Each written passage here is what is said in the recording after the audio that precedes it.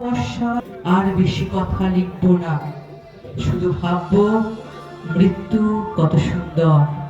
লোহার শিকের উপর হাত, তিনি তাকিয়ে আছেন অন্ধকারের দিকে। শুধু একটি মাত্র জিনিস, আমার স্বপ্ন, এক সোনালী স্বপ্ন।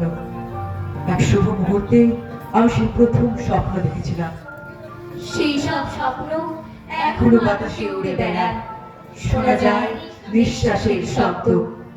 আর সব মরে, স্বপ্ন মরে না, অমরত্বের অন্য নাম অমর। আচ্ছা দাদু, তবে কি আর কোনোদিনও আমরা সেই ঋণ শোধ করতে পারবো না? জানি না, জানি না, তবে হ্যাঁ, পথ আছে, পন্থাও আছে। আমাদের নিতে হবে শপথ, দৃঢ় হতে হবে অঙ্গীকারে। প্রজন্ম থেকে প্রজন্মে বহন করতে হবে নতুন দিনের উত্তরাধিকার। মানুষের কানে কানে শোনাতে হবে সাপ মুক্তির প্রাশ্চিত্যের মন্ত্র, যেন সমকাল সমস্বরে বলে ওঠে। কত যুগ, কত বর শান্তির শেষে জনতার মুখে ফুটে বিদ্যুৎ বাণী।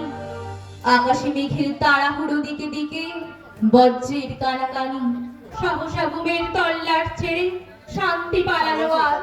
দিন ও রাত্রি হলো অস্থির, কাজ আর শুধু কাজ। জনসিংহের ক্ষুব্ধ নখর হয়েছে তীক্ষ্ণ, হয়েছে প্রখর। ওঠে তার গর্জন, প্রতিশোধ, প্রতিশোধ। হাজার হাজার শহীদ বীর, স্বপ্নে নিবিড়, স্মরণে গভীর, ভুলিনি তাদের আত্মবিসর্জন।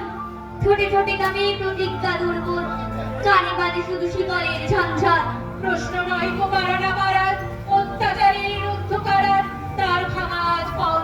এতদিন ধরে শুনেছি কেবল শিকলের ঝঞ্ঝাট। ওরা বীর, ওরা আকাশে যায়।